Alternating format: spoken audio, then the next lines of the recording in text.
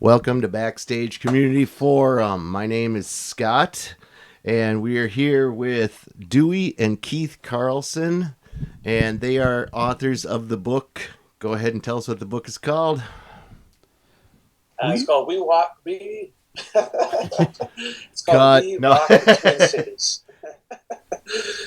Go ahead, Keith. It's about speech impediments and stuttering. No, it's an archive and account of the Minnesota hard rock scene. All right. Sounds great. What kind of gave you guys the idea to write a book about this? Well, I've been sitting around work with a few friends of mine that have played in bands that played at the bars I worked at, and I tell them all kinds of stories, and he's always been thinking, God dang it, Dewey, write a book. So, broke my ankle, was out of work for 15 weeks, and decided it was a good time to start the book. Talked to my son about it and said, what do you think about it? And he's like, I'm happy. Let's go. And we've been typing away on it ever since, doing a lot of research, having a lot of fun. So he's the son. I thought he was the dad and you were the kid. Well, maturity levels, yes. That's great. How long have you guys been working on it now? It's been just a little over a year now. Okay. We didn't clap in either. I was going to say that, yeah. 1, 2, 3. Oh, wow. Huh? Not bad for I'm them. going to give you one of these. You get one of these. That was really good. Now, Keith, you're down in what, Florida? Is that right? Yeah, I'm in Orlando by the Universal area. Okay, and Dewey, and I've been here since '99 too, so I'm probably more Floridian than Minnesotan. But Gotcha. And Dewey, you've been a Minnesotan your whole life, eh? Correct. All right. So, Keith, what interests you in the Minnesota music scene? So I kind of fell in love with music because of my dad. So he always playing stuff, always giving me deep cuts, always asking me questions. Who sings this? It's always a trivia game, and once in a while, he'd throw on something local. And as a little kid, I didn't know what the difference between a local and national act was. So he'd put on Regime, Gemini, things like that he had copies of. And I was like, this stuff is awesome. And then growing up, I started to look for it, and he's like, no, this is local stuff. You can't get it anywhere else. And so you have to go to him to get this. Right. Exactly. Well planned. Yeah. So what made you start playing local bands for your son when he was younger? Well, just the fact that, I had copies, support your local groups, and I'd buy or get a CD from them, and wherever we were together, I'd just throw a CD in the truck, and we'd go out cruising, and I'd be singing along, la-di-da-da. And one time Keith was going to invent a drum set for my steering wheel because I was always playing against it. So, he fell in love with it. He started singing along with it and asking a lot of questions, and told him where I heard him and introduced him to a few people. And Right on. yeah. So you guys have gotten a lot of groups in this book already, right? You've already how many groups do you have in there right now? Or bands or artists? So I did count already. We're up to over 140. Really? But I think I might cap it off at 150 and have just a nice round number. Okay. There'll be a few like Wisconsin bands in there just because of the relevant. And hey, if somebody's out there and they buy our book and they don't find their band in it, it's not because we didn't like them or we didn't write about them and stuff. It's like he said, we just got to stop at some point. Mm-hmm. And for every band that we write about, there's 4 or 5 others that pop up. And Yep. if we write about them all, it'll be an encyclopedia set.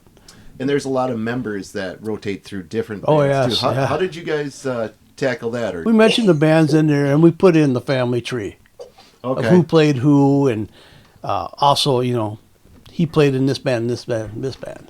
Gotcha. So, I didn't care for this song that they played. Oh, but he played in this band. I liked it, so they go down and check out and see who was else in that band, and hopefully buy their CDs if you can still find them locally. And I suggest No Name Records. for a good place to start looking for them. Oh, yeah. How did you begin to reach out to the bands and things like that? It was just kind of simple. I went through my old cassettes, and it's like, God, I remember these guys, okay. Actually, the first band I wrote about was Attica. Okay, yep. Because the first time I saw those guys play, I knew of them from other bands, but the first time I saw them play at the Mirage, the side door for some reason was open, and I was standing there, and I looked over, and I could see them all looking at me. So I mooned them. And we've been great friends ever since. So what are some of the more interesting things that you guys have come across in doing the research on this local scene? Are we keeping this PG or? We'll go PG-13. No, you can go with whatever you want.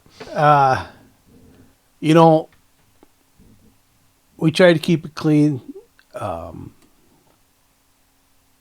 protect the innocent. And the guilty. There's an issue in there about a fight that broke out one time, and I didn't mention names in there. Okay. Because the gentleman that went to the hospital was, I don't want to mention his name and have him find it in the book and oh, that's who I need to sue. Try to sue me again. Exactly. Gotcha. It's been. Well, I started at Mr. Nibs in 1974. Okay. And ever since then, it's just been a musical journey that's been a blast. Oh, it was, yeah. And there's just so much out there. Minnesota is known for 10,000 lakes, but it's also known for like 1 million musicians. Yeah. And there are some fantastic musicians and songwriters and singers out there that it's the place to be. And being a bouncer at the bar, you probably had to deal with everybody as they're coming in. You got to be the first one there with them, and you got to be the last one there leaving with them, and do the good and bad. Yeah. So you get to meet everybody. I suppose that's pretty cool. That's how I met you. Was it? Probably throwing you out. I thought it was kindergarten. You acted like you were in there. I think we all did. Yeah. So, Keith, what has been the most exciting part about this book for you? I don't know. I think maybe kind of the grand scheme of the whole scene. So I think Mike G from Sanctus had mentioned it, and it kind of inspired me to take an angle on the book where he said, as a kid, you would watch TV and you'd see Purple Rain, and then your teenage metal band, next thing you know, they could play a show, at 7th Street, N Street, or First Avenue. So the possibilities were there, and I think that inspired a lot of these bands to get it going and start a big scene.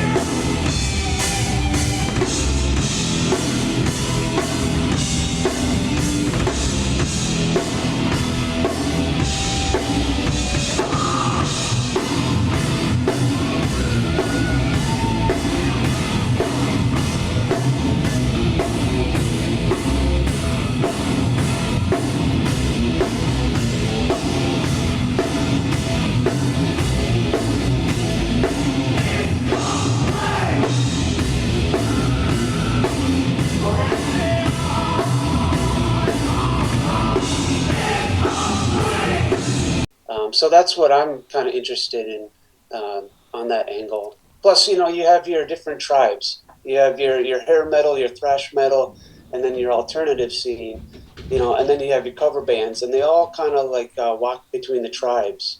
So there's just kind of this big peak of all these styles kind of coming together, separate but all together at the same time too. So that's kind of the angle that I'm interested in kind of concluding to. Nice. I think my favorite part of it is actually doing it with my son. Yep. He's 1,500 miles away from me, but we're on the phone just about every night or get text messages from me. Hey, did you hear about this? Yeah, it's in the book now. But the people that I've interviewed for the book, it's just been fantastic. Do you have a couple examples? Yeah, Tina from St. Croix. I got a hold of her on Facebook, and she called me up, and she's like, "How do you know about us?" I said, "Well, I worked at the bar," and I said, "I actually have your cassette." Long pause. What? I said, "Yeah." I said, "I have a cassette of yours." She's like, "There's 5 people in this room, and they want that cassette." So, I interviewed here. One of my favorites was Billy Thayer, Okay, Billy. from That's Nightcrawler, Machine Head. And Yep. great guy, fantastic musician. The whole family's very talented. Oh yeah, Jimmy's my brother-in-law. Oh, okay. Jimmy Thayer is, yeah. So And then John O'Neill, another great guy. Dare Force. Yep, Mhm. yep. And quite a few others. You have to read the book. And of course Jody. Even I Jody. kind of. Keith?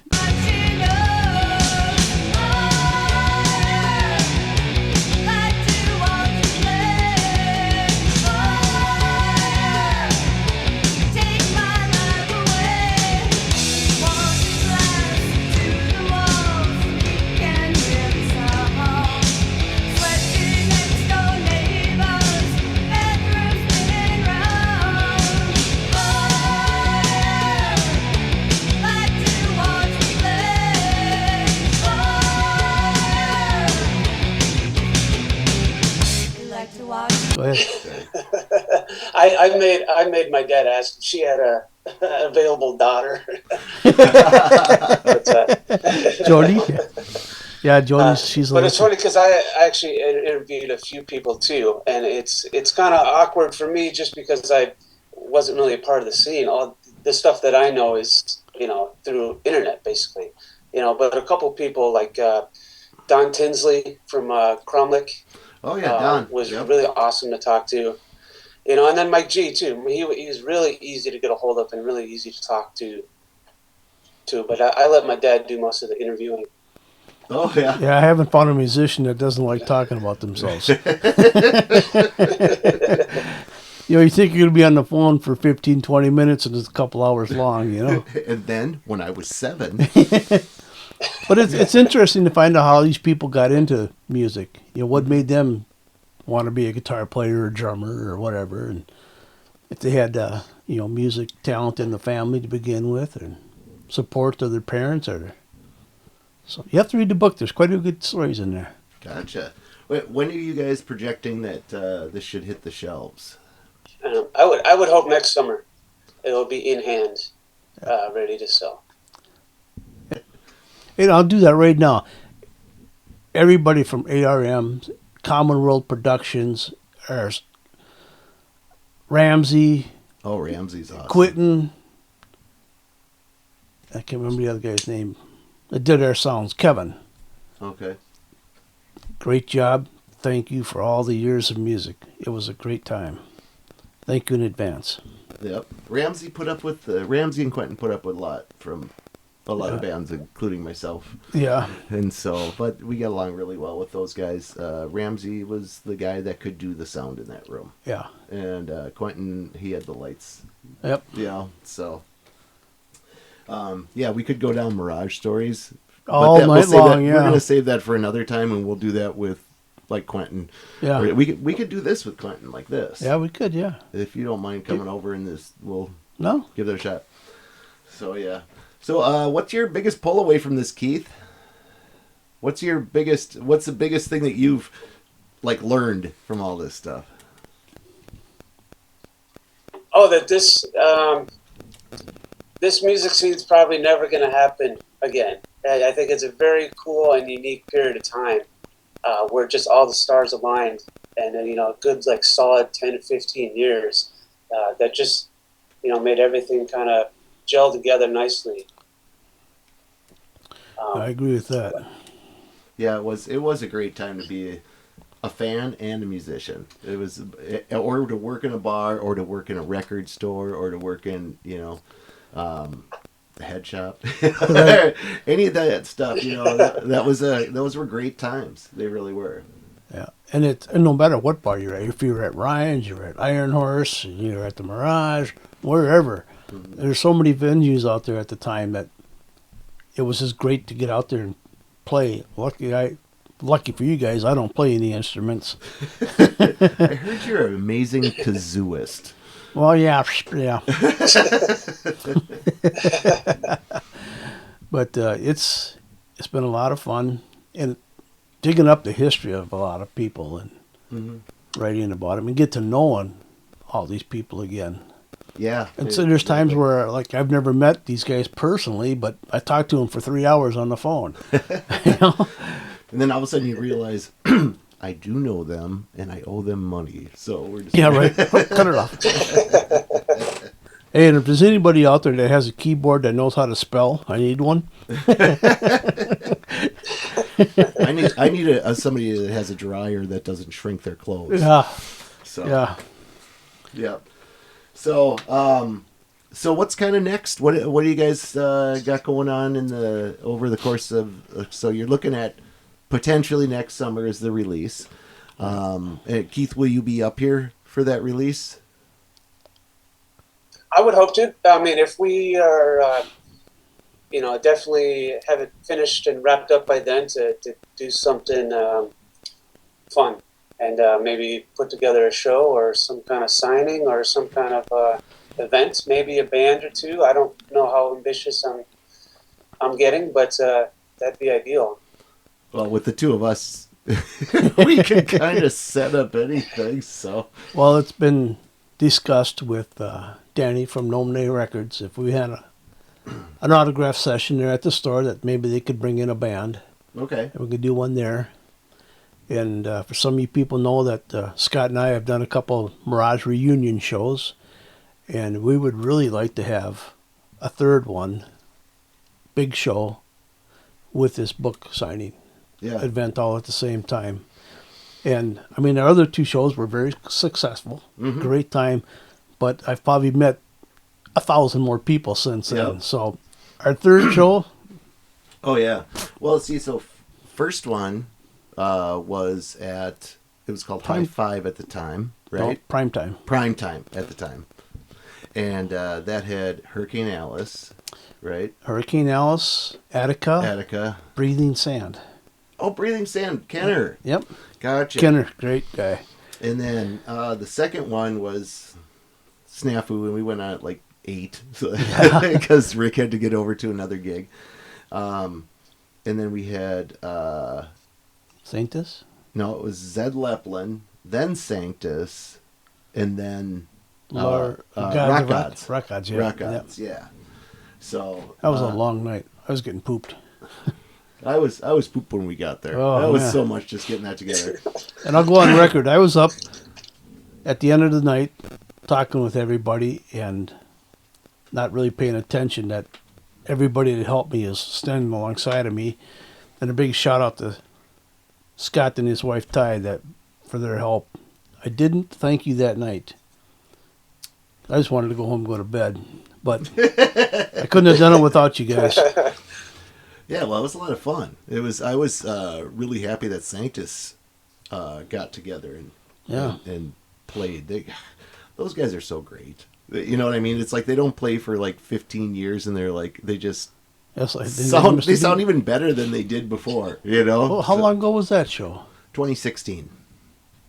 Well, it's going on 15 years. Maybe they'll get together again for the third one. Yeah. Hint, hint. All right, so yeah, well, get a hold of Dewey if you want to be part of the Mirage reunion show, which will probably coincide somewhere with the book, the book release. And how can people get a hold of you guys? Do you have an email address, or is it primarily through your Facebook that people? You can go through Facebook. It says Dewey Carlson, or you can reach me at NomadRider48 at Yahoo. Because Nomad Rider 47 was taken. No, I was 48 when I come up with that. Oh, so that was last year, huh? Oh no, it's coming up this year. What would you say would be something that is super exciting for you? I think to have this project in hand. I think I kind of dabbled in music journalism a little bit, doing written interviews and reviews in my early 20s. But I've never once considered myself a writer, and I'm sure my dad feels the same way. But to actually say that we wrote something, I think is a good accomplishment, and kind of a nice way to celebrate this music scene too. Oh, absolutely. Even though I wasn't a part of it, I think if I was around, I'd be at the Mirage every day. I mean, looking at those old calendar lineups, it's just stacked. I'm like, why would anyone not be living there at that point during its prime? But yeah, if I can give back to the scene in any way, even if I wasn't really there firsthand, definitely like to do that. That's awesome. Are you looking forward to seeing any of the potential bands that you've been writing about, like in person and things like that? Man, if I could come up with like a dream lineup or something like that,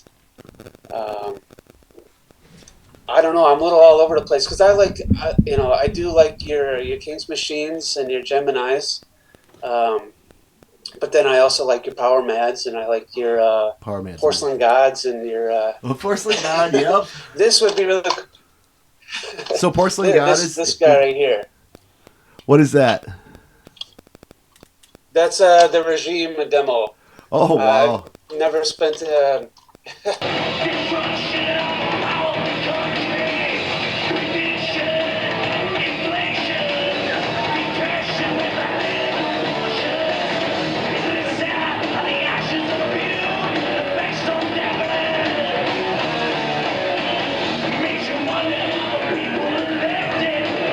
I spent too much money on this thing, but I thought it'd be in good hands. Is that a Mirage jacket I see hanging in the but background? yeah, it was on.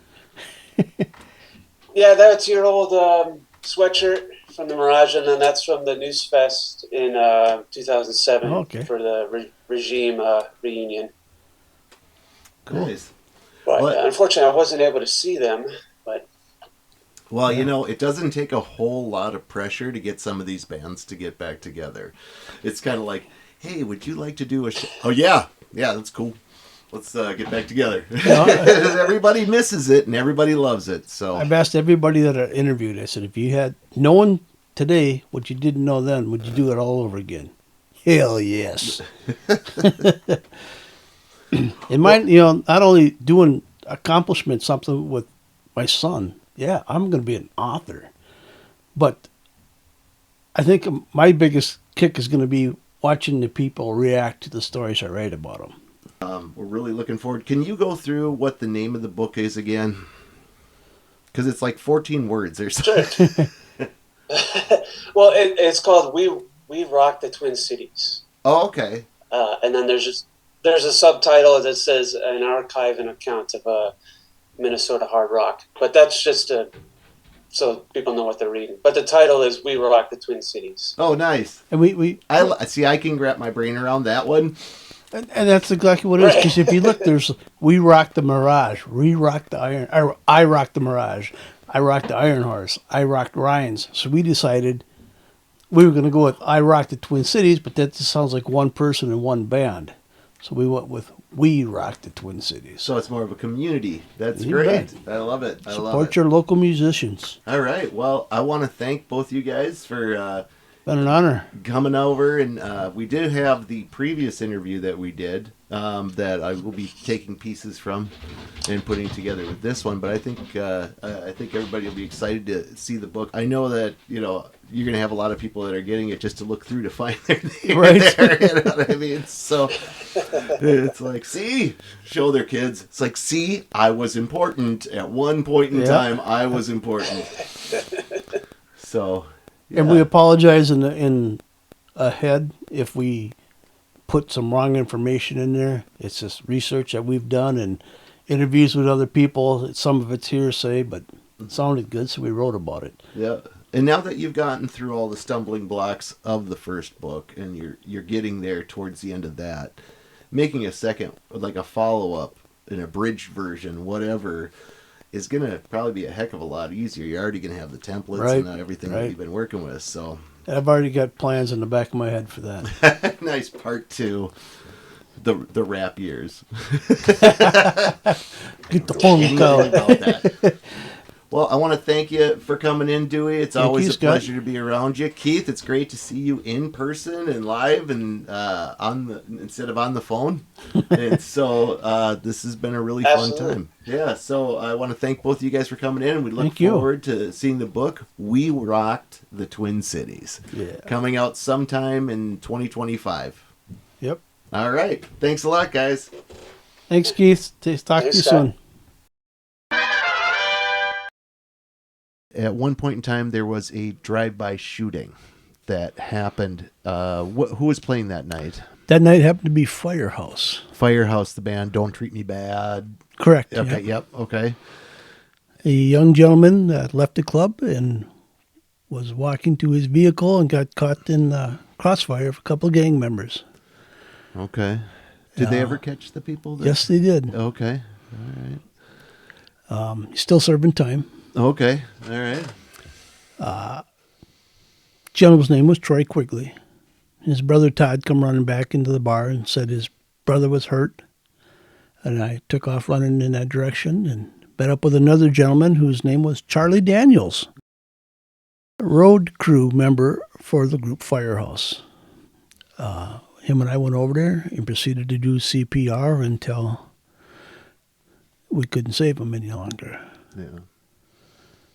And I remember the night like it was yesterday, although it's been almost 30 years now. Yeah. It was May 8th or 9th of 88. Maybe. Yeah. Yeah, we'll do the math. And I remember the police officer on scene I won't go into gory details, but he said, stop. Okay. And What a horrible thing to have to do. I mean, it's like, people complain about, their jobs and how hard it is and stuff like that. And people don't realize that, when you're basically a caretaker for 2,000 people, right. whatever their issue is. And not only that, there's music going on, there's drinking, there's there's pretty much everything going on. There's people doing it in the bathrooms and then, and then the next night you had to go right back to work again, didn't you? It was Pantera played the next night. Pantera played the next night. And you were saying it's about Phil? I had an issue with Phil from a previous show. Yeah. And I lost a lot of respect for that band. Yeah. Phil Ensemble, is that Yeah. what you're talking about? Yeah. John Brown? Rex Brown, Yeah. yeah. I had the issue with him. But the following night, Phil demanded a moment of silence, brought the house light up, and refused to play any more music until he had his moment of silence, which restored my faith in those guys. And that I was thought it for was Troy's passing. Troy's passing, yeah. Yes. First off, you have this book and you're talking about the bands and stuff like that. But they don't realize the stuff that your staff had to put up with. We mentioned some of the things like changing the marquee and throwing me out and stuff. And that's Right. just one guy out of like thousands. And this was an enormous nightclub I remember Great White, you couldn't even see them. Yeah. You couldn't even get up to a television prompter to be able to see the live feed. I could tell you a story about Great White in this show. Okay. All right. They had 7 semis worth of equipment in that bar. Really? The built-in house system they used for monitors. Their soundboard covered the pool table. Really? And I remember I was talking to Darlene and my mom were sitting up there, and the road manager come up and talked to Darlene for a little bit, and she's like, "My God, you got enough equipment in here?" And his statement was, "We're going to make it so loud in here that people are not going to be able to reproduce." And I told him, I said, "Hey, my birthday's tomorrow. I plan on getting some." You know what his response was?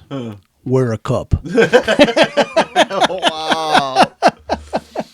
Yeah, there were so many different bands that went through that time, and you had to keep the crowd from killing each other the whole night. One of my favorite stories has nothing to do with music, but my favorite night down there is when I had to interfere because a referee got knocked out in the California oil wrestling team. I had to jump in the ring and carry a young lady out to the dressing room.